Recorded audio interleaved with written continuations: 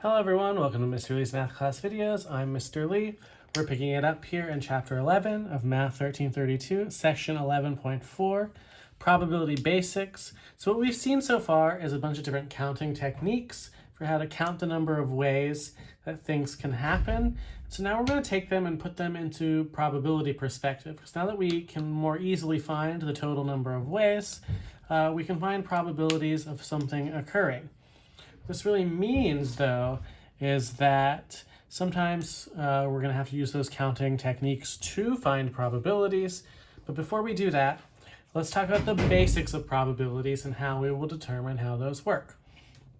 So remember that probability means the measure of the likelihood of a random event happening.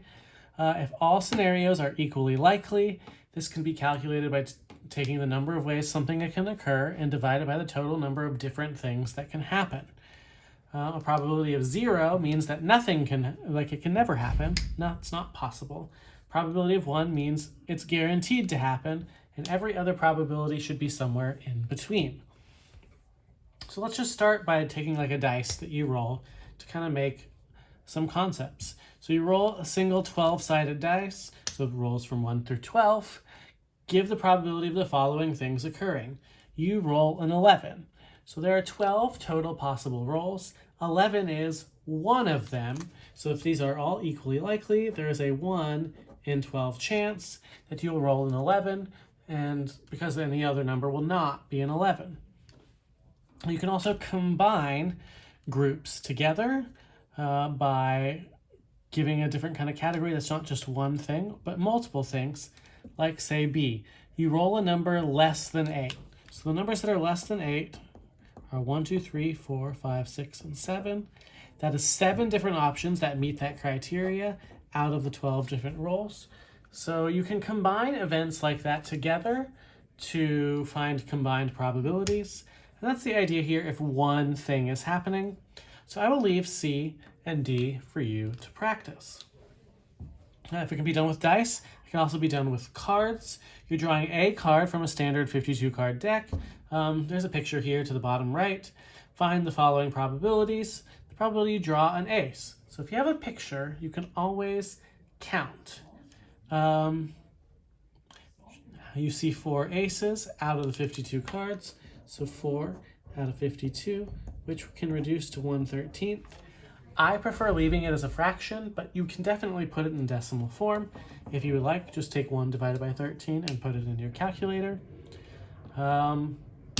You draw a diamond. So diamond is a suit. These are all in this row. And you'll notice there are actually 4 suits. There are 13 numbers and 4 suits. 2 colors with clubs and spades being black, diamonds and hearts being red. So there are, if you count them over, 13 diamonds out of 52, which reduces to 1/4. These kind of make sense in some ways because there's 13 suits, ace is 1 out of those 13. 13 types, 4 suits, diamond is 1 out of 4. So it will usually reduce, and that much will be obvious. Now be careful if they're putting multiple restrictions on a card. So the ace of diamonds is talking about just the one card that is both an ace and a diamond, so keep that in mind when you're doing that one. But I do want to talk about something. The card you draw is a 4 and a 3. Now what cards are both 4s and 3s? None of them. So that would be 0 out of 52, which is a probability of 0. Sometimes things they'll ask you about are impossible. There's a 0 chance that when you draw one card, that card is both a 4 and a 3. So I would watch for that. If I also asked you something like, you draw a card from a standard 52 card deck, what are the chances the card is red or black? In some cases, though, there's a permanent chance, like a 1, the probability would be 1 because all cards are 1 or the other. So you're guaranteed that it's one of those two things. So that's just ways you can illustrate a probability of 0 and a probability of 1. I'm going to leave C for you to practice. Then we'll start looking at other things in probability. We're going to go back to dice here real quick. Now we're going to draw not 1, but 2 dice from a deck. So you roll 2 6-sided dice. The possible rolls are pictured to the right. So these are all the combinations. First roll, second roll. So the first rolls are all the same in the rows. The second rolls are all the same in the columns. Find the following probabilities. The total of your two rolls add to 6. So totals in this kind of chart are actually along the diagonals. You'll notice that the total adds to 6. All of the 6s are actually in a diagonal together. One thing that you can tell is that there's 6 options for the first roll and 6 options for the second roll for a total of 36 options. And you'll notice by looking at these, exactly 5 of them add to 6. So this would be 5 out of 36 as a fraction. So your chances of rolling a 6 are 5 out of 36, which is actually greater than rolling, say, a 2 when only 1 out of 36 rolls a 2. The total is less than 13. The highest you can roll with 2 dice is 12. 13 would be another diagonal down, so all of these are less than 13. So all 36 out of 36 are less than 13. So that's a probability of 1. You are guaranteed to have your total be less than 13 when you're rolling 2 dice that are 6-sided. Now I'm going to leave C for you to practice. Doubles is where you roll the same thing, so keep that in mind.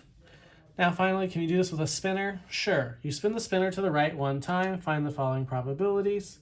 You spin blue. They're all the same. Only 1 out of the 4 is blue, so your chances are 1 in 4.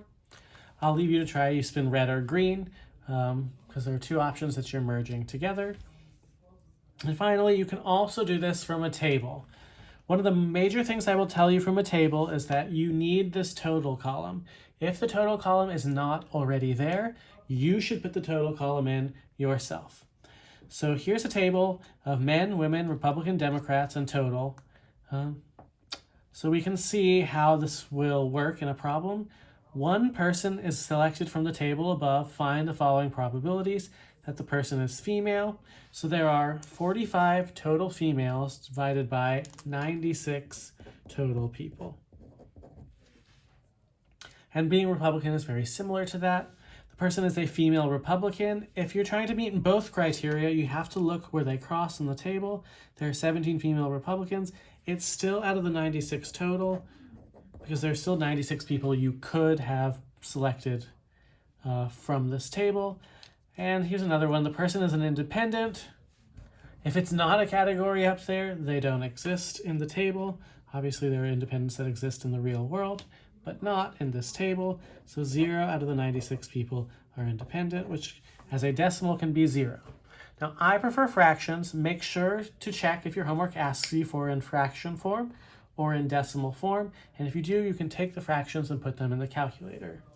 But this is really all 11.4 is asking you about, is trying to get you familiar with the basics of probability, the idea that you have the number of successes or the number of times something occurs divided by the total number of possible outcomes to draw the probability of something occurring. You can also think of the probability a little bit as like a percent, just instead of between 0 and 100% chance of happening, it's between 0 and 1, as if you've converted those percents to decimals. But that's really all there is in 11.4, and that means that's all there is for this video.